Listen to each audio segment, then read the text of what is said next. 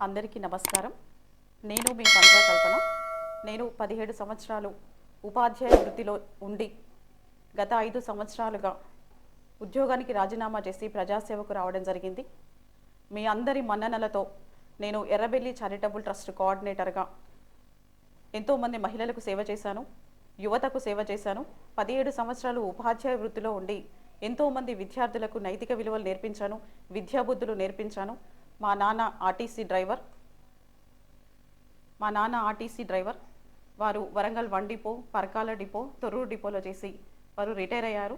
మా అమ్మ అంగన్వాడీ టీచర్. నేను ఒక అంగన్వాడీ బిడ్డగా, ఆర్టీసీ బిడ్డగా, ఒక పేద కుటుంబం నుంచి వచ్చిన బిడ్డగా, కార్మిక కుటుంబాలన్నీ కూడా నన్ను ఆశీర్వదిస్తాయని నేను కోరుకుంటున్నాను.